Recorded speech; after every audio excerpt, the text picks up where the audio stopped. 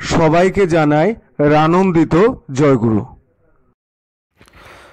পরম দয়াল ঠাকুর আমার পরমারাধ্যা জগৎ জননী শ্রী শ্রী বড়মা, পরম পূজ্যপাদ শ্রী শ্রী বরদা, পরম পূজ্যপাদ শ্রী শ্রী দাদা, পরম পূজ্যপাদ আচার্যদেব শ্রী শ্রী দাদা রাতুলডাঙ্গা চরণে কোটি কোটি প্রণাম জানাই।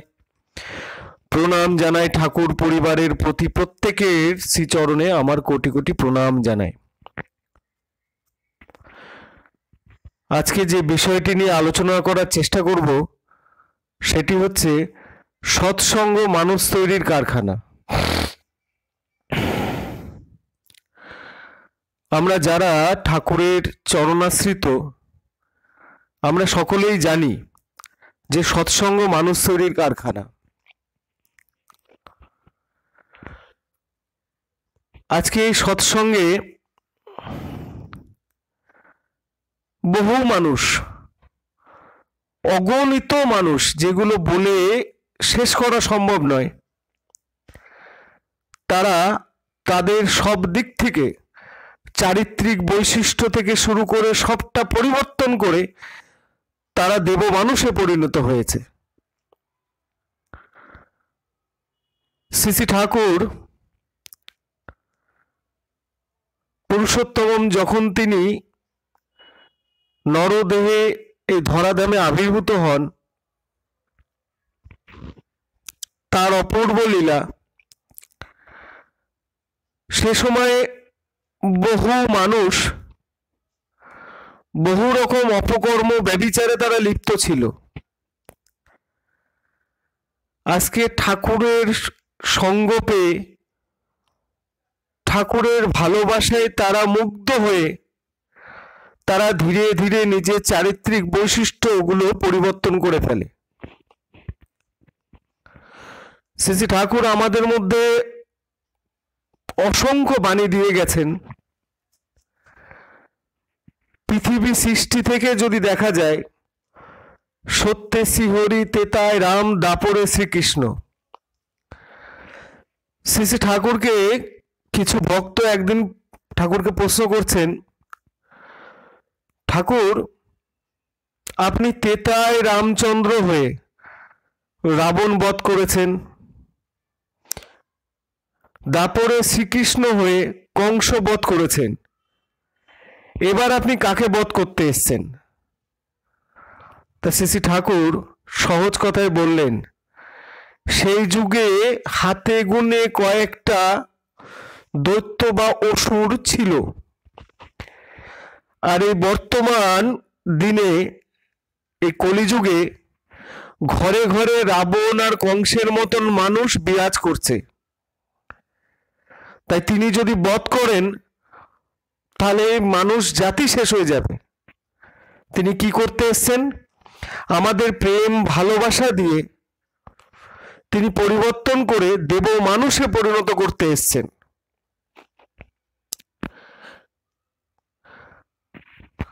আজকে আমরা অনেকে হয়তো বিষয়গুলো জানি, যারা কম বেশি ধর্ম জগতের সাথে একটু যুক্ত আছে বা সে বিষয়গুলো নিয়ে একটু আলোচনা শোনে বা সেখানে থাকে।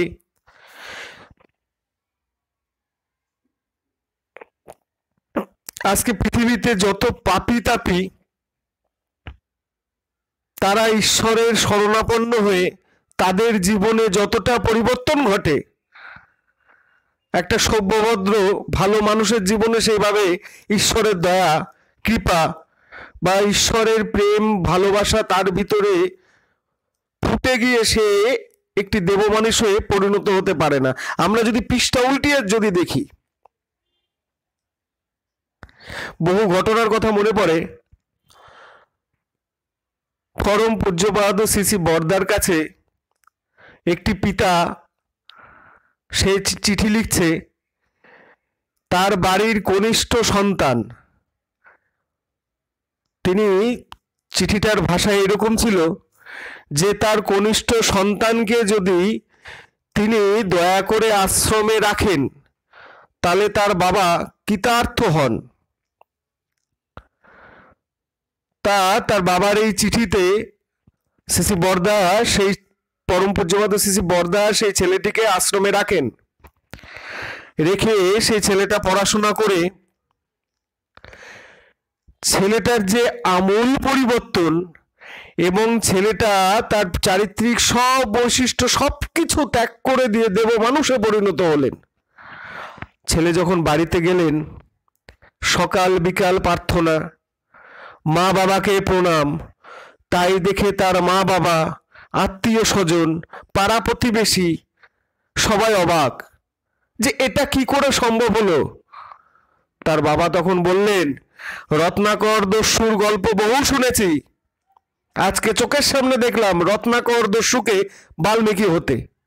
তার কারণ হচ্ছে সেই ছেলে বিভিন্ন নেশায় ডুবুডুবু থাকতো এবং সে তার পিতামাতার গায়েও হাত তুলতো, এতটা ব্যভিচারী ভাবে সেই ছেলেটা চলতো। কিন্তু সেই ছেলের জীবনে কিভাবে পরিবর্তন ঘটলো, আজকে তার কাছে গিয়ে তার প্রেমের স্পর্শে তার জীবনের কি আমূল পরিবর্তন ঘটেছে। এরকম বহু ঘটনা আমরা জানি। শ্রী ঠাকুর যখন তিনি জীবন দশায়, তখন আমরা বিভিন্ন সৎসঙ্গে এই আলোচনা শুনি যে হেমকবি বলে একজন ছিলেন, সে বদ্ধ নেশাখোর, নেশা ছাড়া সে চলতে পারত না। কিন্তু কিভাবে তাকে ভালোবেসে শ্রী ঠাকুর তার ভিতরে কিভাবে পরিবর্তন ঘটিয়ে সেই হেমকবিকে, যে বদ্ধ নেশা করে থাকতে, সেই মানুষটি একটা সময় কি মানুষে রূপান্তরিত হলেন। এরকম বহু ঘটনা, অগণিত ঘটনা। আজকে এই কলিতেই, এই কলিযুগে আগে এসেছিলেন নদিয়ার শ্রী নিমাই ঠাকুর, তারপরে এসছেন রামকৃষ্ণ ঠাকুর, এবং সবশেষে এই পৃথিবী সৃষ্টিকর্তা যিনি বিশ্বপিতা, তিনি স্বয়ং এই ধরাধামে আবির্ভূত হন। আজকে আমরা যদি দেখি, যখন নিমাই ঠাকুর এসেছিলেন সে সময়ও জগাই মাধায় দুই ভাই ছিল, সারাদিন নেশার ঘরে ডুবুডুবু হয়ে থাকতো। তারা মা বাবা গুরুজনদের শ্রদ্ধা ভক্তি কোনো কিছুই জানতো না, সমাজে কাউকেই সেভাবে সম্মান বা কোনো কিছুই তারা করতো না। কিন্তু নিমাই ঠাকুরের প্রেম ভালোবাসার দ্বারা কিভাবে তাদের জীবনে আমূল পরিবর্তন ঘটেছে। এখনো নদিয়ায় শান্তিপুরে যে ব্রিজটা করেছে, সে ওভার ব্রিজের উপর দিয়ে, যখন গঙ্গার উপর দিয়ে যে ব্রিজটা, সেখান দিয়ে গেলেই নিমাই ঠাকুরের একটা স্ট্যাচু আছে এবং তার পাশেই জগাই মাধায়েরও স্ট্যাচু আছে। তাহলে তিনি যুগে যুগে আসেন পাপী তাপীকে ত্রাণ করতে। সেরকমই ঘটনা ঘটেছে যখন রামকৃষ্ণ ঠাকুর তিনি যখন আসলেন, নিমাই ঠাকুর তিনি দেহ রেখে যখন রামকৃষ্ণ রূপে ধরাধামে আবির্ভূত হলেন, সে সময়ে গিরিশ ঘোষ সে কিরকম মানুষ ছিল আমরা জানি, এবং নটি বিনোদিনী। বর্তমান দিনে আমরা এরকম মানুষদের আমরা কি বলি, কিন্তু এই বর্তমান দিনে দেখা যায় যে জগাই মাধায় গিরিশ ঘোষ আর নটি বিনোদিনীর মতন মানুষ পাড়ায় পাড়ায় প্রতিটা জায়গায় আছে, কম আর বেশি। যে ঠাকুর বলে গেছিলেন যে যুগে যুগে এক আধখানা করে রাম রাবণ ছিলেন, রাবণ কংস ছিলেন, কিন্তু এ যুগে ঘরে ঘরে আছেন। তাই তিনি আমাদের ভালোবেসে আমাদের ভিতরে যে গুণগুলো আছে, ঠাকুর প্রত্যেক সময় বলেন যে সবার ভিতরে একটা কম বেশি ভালো জিনিস আছেই আছে, তার ভিতরে ভালো কিছু আছেই, থাকতেই হবে, ঠাকুর বলেছেন। আমরা যদি খেয়াল করে দেখি যে সকাল থেকে এমন মানুষদেরও দেখি যারা সারা দিন নেশা করে থাকে, নেশা ছাড়া চলতে পারে না। কিন্তু কোনো একটা সময় যখন নেশাটা কেটে গেল, আবার দ্বিতীয়বার যখন সে নেশা করতে যাবে, সে সময়টাই সেই মানুষের কথাবার্তা, তার চাল চলন, কিন্তু নেশা করে নিয়ে সে আবার তার মধ্যে অন্য জগতে হারিয়ে যায়। তাহলে প্রত্যেকটা মানুষের ভিতরে ভালো কিছু আছে, সেটা সুপ্ত অবস্থায় আছে, সেটাকে টেনে জাগিয়ে তুলে দেব মানুষে পরিবর্তন করা, সেটা করতেই ঠাকুর এসছেন এই ধরাধামে।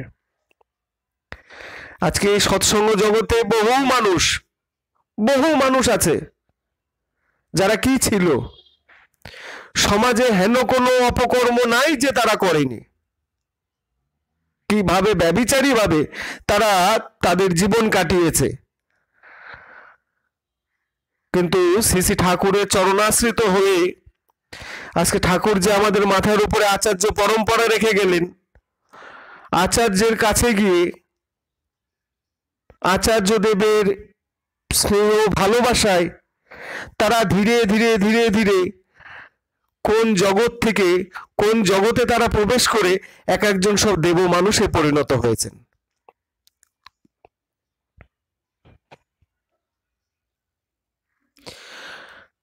পূর্বে একটি ঘটনার কথা, যে যখনই মহাপুরুষ এসছেন, যীশুখ্রিস্ট যখন এসছিলেন, যীশুখ্রিস্টকে ঘিরে বহু ভক্তরা দাঁড়িয়ে, সে সময় ম্যারি ম্যাকডালাম বলে একটি নারী, সে তার প্রভুর জন্য কিছু নিয়ে আসছে, আর তার পাশে যেই সব সে সমাজে শিক্ষিত সভ্য ভদ্র মানুষরা বেশভূষা পরে দাঁড়িয়ে আছে, তারা তাকে আসতে দেবে না।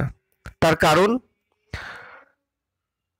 সমাজে একটি নারীর যেটা সব থেকে অবগুণ হিসাবে দেখা হয়, যে তিনি সেই কর্মটা করতেন, তা প্রতিপত্তিকে ইট তুলেছে, তাকে মারবে, তাকে আসতে দেবে না। তখন প্রভু যীশু খ্রিস্ট বলেছিলেন যে ওকে ঢিল সেই মারতে পারো, কেউ যদি নিজের বুকে হাত দিয়ে বলো কেউ কোনোদিনও জীবনে ভুল কর্ম করনি, সেই ওকে ইট মারতে পারো। সে সময় কিন্তু সেখানে যারা ছিল তাদের প্রত্যেকের হাত থেকে সেই ঢিলগুলো পড়ে যায়। তার কারণ, আমরা সকলেই জানি যে আমরা জন্ম থেকে যখন থেকে আমাদের ভিতরে আমাদের স্মৃতির মধ্যে যে ঘটনাগুলো আছে, আমরা চলাফেরার মধ্যে থেকে কি করেছি, আমরা প্রত্যেকটা মানুষ আমরা সেটা জানি। তাই ঠাকুর বলেছেন যে প্রত্যেকটা মানুষের ভালো নিয়ে চর্চা করো, ভালো জিনিস দেখো এবং ভালো জিনিস বলো। এটা ধীরে ধীরে বলতে বলতে বলতে বলতে সে ধীরে ধীরে অভ্যস্ত হয়ে উঠবে। যেরকম নাম ধ্যানে বসলে সহজে মন বসে না, মনটা স্থির হয় না, মাথায় বিভিন্ন রকম চিন্তা চলে আসে, বিভিন্ন জগতে নিয়ে চলে যায়, মনটাকে কিছুতেই রাখতে চায় না। শ্রী ঠাকুর বলেছেন, জন্ম জন্মান্তরের যে বৃত্তি প্রবৃত্তিগুলো আছে আমাদের ভিতরে, সেগুলো তখন উঠে আমাদের চারা মারে, আমাদের মন স্থির করে রাখতে দেয় না। কিন্তু তিনি কি উপায় দিয়ে গেছেন, তখন জোর করে হলেও বসতে হয়, ভালো লাগছে না তার সত্ত্বেও বসতে হবে, করতে ইচ্ছা করছে না তাও করতে হবে, পা ঝিনঝিন ধরছে ধরুক তাও বসতে হবে। তা এইভাবে মনের সাথে যদি যুদ্ধ করে ওইভাবে যদি নিজেকে বসানো যায়, ধীরে ধীরে ধীরে ধীরে সেই মানুষটা সেই জায়গাটায় সম্ভব। তাহলে উঠতে হবে, নিজেকেই করতে হবে। আমরা ঠাকুর ধরেছি, সৎসঙ্গে ঠাকুরের চরণাশ্রিত হয়েছি বলে যে কোনো মানুষ দেব মানুষে পরিণত হয়ে যাবে, সেটা ভাবাও ভুল। তার কারণ, তাকে করতে হবে তো কর্ম। ওই জন্য ঠাকুর বলেছেন, স্কুলে গেলেই তাকে ছাত্র বলে না, আর মন্ত্র নিলেই তাকে শিষ্য বলে না। দীক্ষিত তো প্রচুর মানুষ সারা বিশ্ব জুড়ে। আজকে তিনি কি বলছেন, আমার আচার্যদেব কি বলছেন, সেটা আমার সারা দিনে সব কর্মের মধ্যে থেকে আমি আমার চারিত্রিক দিক থেকে সেটা চেষ্টা করব, সেটা ফুটিয়ে তোলা, সেটা বাস্তবে রূপ দেওয়ার। শুধু বসে বসে গল্পের জগৎ না, যে গল্প করে গেলাম বা বড় বড় ঠাকুরের বাণীগুলো আগলিয়ে গেলাম, বড় বড় কিছু বলে গেলাম। এটা করার জগৎ, যে যেভাবেই করছে ঠাকুরকে খুশি করা, আচার্যদেবকে খুশি করা। আচার্যদেবকে খুশি করলেই ঠাকুর খুশি হন, কারণ তিনি আচার্যের মধ্যে জীবন্ত। তো এরকম বহু ঘটনা। একটি ছেলে আমি নিজে দেখা, সেই ছেলেটা একটা সময় সে ঠাকুরের কর্মকাণ্ডে যাজন বা যে কোনো কর্মে তাকে ডাকলে সে আসে, সে থাকেও, সে স্বস্তিনী নেয়নি। তা একসাথে চলাফেরা, হঠাৎ করে যাই হোক, সে বিষয়টা আমি সোশ্যাল মিডিয়ার সামনে সেই সব বিষয় কিছু বলতেই চাই না। 2014-তে রানাঘাটে বেশ কিছু যারা কর্মকর্তারা ছিলেন, তা কিছু একটা বিষয় নিয়ে আমি একটা সময় ভেবেছিলাম যে নিজের মতন বাড়িতে থাকতাম বসে, কেউ ডাকলেও যেতাম না, ফোনও ধরতাম না, কোনো কিছুর মধ্যে থাকতাম না। তা যে বিষয়টা বলছি, ওই ছেলেটার বিষয় কথা নিয়ে, ছেলেটাকে নিয়ে শিমুরালী মন্দিরের যিনি দায়িত্বে আছেন দিলীপ ঘোষদা, তার কাছে নিয়ে গিয়ে বলেছিলাম যে তুমি এই দিলীপদার সঙ্গ করো। দিলীপদাকে বলেছিলাম দাদা এই ছেলেটা এই থাকলো, তো ও নিজের কর্ম করে দিলীপদার ওখানে যাতায়াত। হঠাৎ করে একদিন, বহু বছর পরে, মধ্যেখানে 3 বছর অতিবাহিত হয়ে যায়, 2-3 বছর, হঠাৎ রাস্তায় একদিন দেখা, শুনলাম ছেলেটা স্বস্তিনী নিয়েছে। রাস্তায় সাইকেল দাঁড় করিয়ে আমায় গলা জড়িয়ে ধরলো, ধরে বলছে জানো আমি না স্বস্তিনী নিয়েছি। বললাম খুব ভালো, খুব ভালো, তুমি স্বস্তিনী নিয়েছো। সেই ছেলেটাই যখনই যে কোনো, আজকে দেখেছি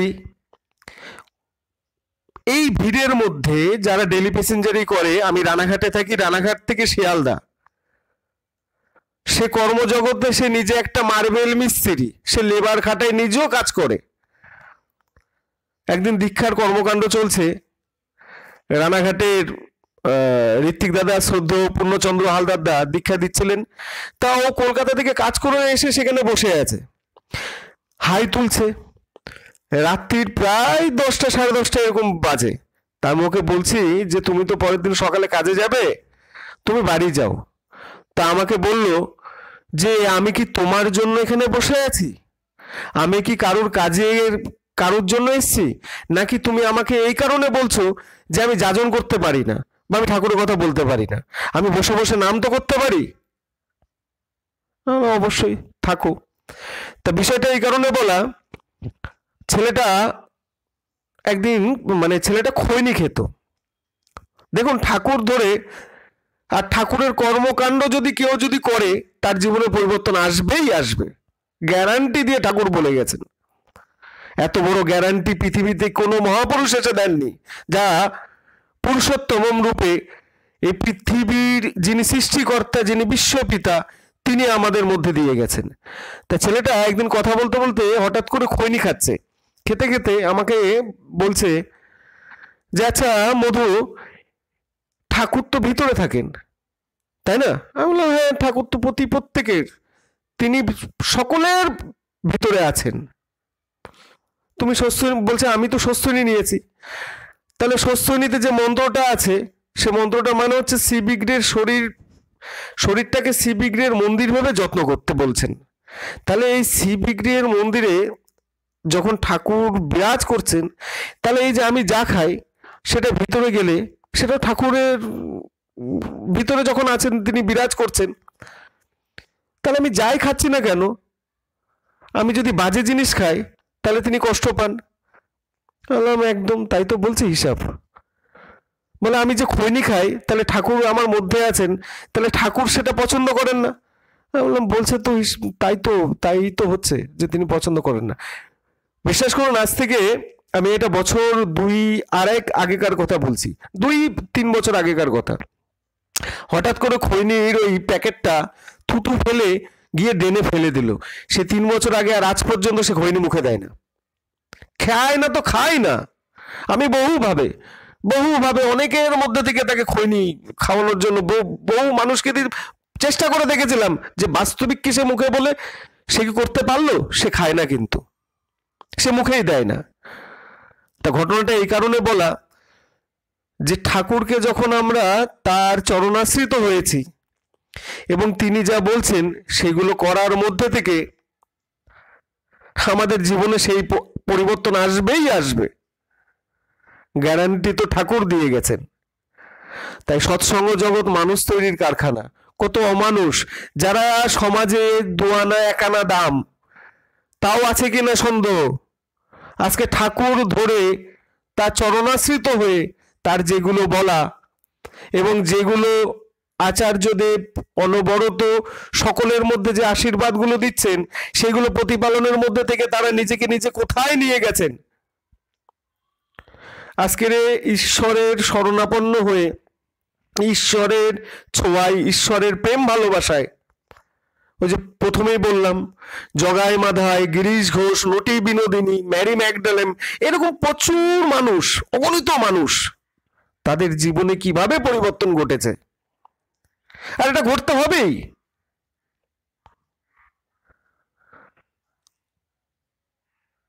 তাই এই সৎসঙ্গ জগতের বিশেষত্ব হচ্ছে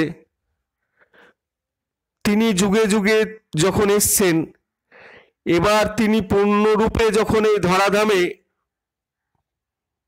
আসলেন, তিনি এবার এসে আমাদের মধ্যে প্রেম ভালোবাসা, প্রেমিক সঙ্গ করলে, আজকে দেখুন আমরা জীবনে যার সঙ্গ করব সেটা আমার ভিতরে ক্যাচ করবে। আজকে যারা যারা দেওঘরে যায়, দেওঘরে গিয়ে আচার্যদেবের কাছে যখন আমরা দাঁড়াই, কি খিদায় কি তৃষ্ণা সেই বোধখানা আমাদের ভিতরে থাকে না, কিন্তু ওখানে বসে কি যে পাই সেটা ভাষায় ঠিক ব্যক্ত করাও অসম্ভব। ভিতরে সত্তার যেটা খোরাক, আমি আমারটা জানি, আমি তো সবারটা জানি না, যে তার কাছে গিয়ে দাঁড়ালে মনে হয় দাঁড়িয়েই থাকি, তাকে দেখতেই থাকি, চোখের খিদে মেটে না।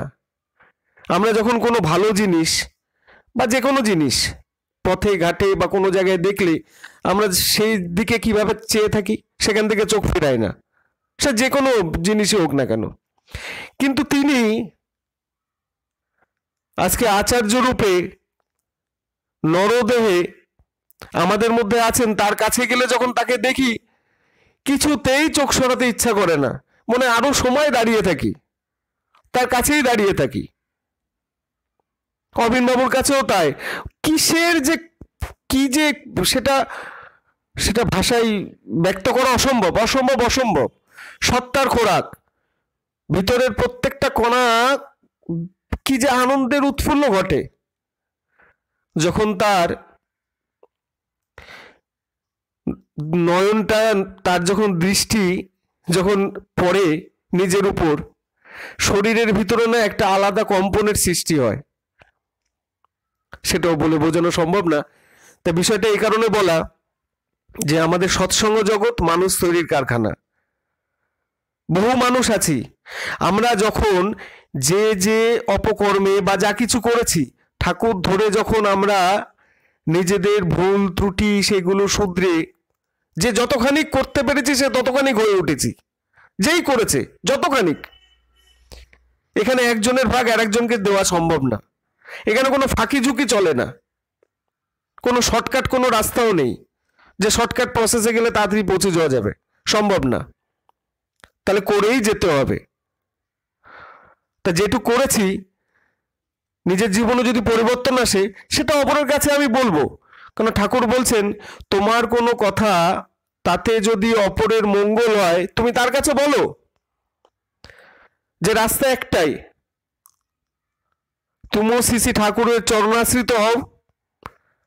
ঠাকুর যেটা বলেছেন যজন যাজন ইষ্টভীতি স্বস্তিনী সদাচার, এবং তিনি যে মাথার উপরে আচার্য পরম্পরা রেখে গেলেন, তিনি কি বলছেন সেটা জীবনে সব কর্মের মধ্যে থেকে সেটা বাস্তবে আমরা চেষ্টা করব ফুটিয়ে তোলার। আর এই করার মধ্যে থেকেই, এই অনুশীলনের মধ্যে থেকেই আমরা ধীরে ধীরে ধীরে ধীরে হয়ে উঠতে পারবো। এখানে কোনো তত্ত্ব কথা না, এখানে কোনো বড় বড় কথা না। আছে আমাদের ভিতরে হাজারো ভুল আছে, হাজার কিছু আছে। ঠাকুর ধরেছি কেন? নিজেকে সংশোধনের তরে, নিজেকে ভালো রাখার জন্য, নিজেকে সুখে শান্তিতে রাখার জন্য ঠাকুর ধরেছি। তিনি পুরুষোত্তম, তিনি আসেন।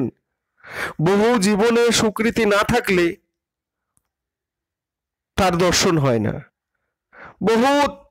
আরো বহু জীবনে সুকৃতি থাকলে তার চরণাশ্রিত হওয়া যায়। আর পূর্বে যদি তার কর্ম করা থাকে, তাহলে সেই জীবনে সেখান থেকে এসে আবার তার কর্ম করা সম্ভব হয়। তিনি কোন জিনিসটা দেননি?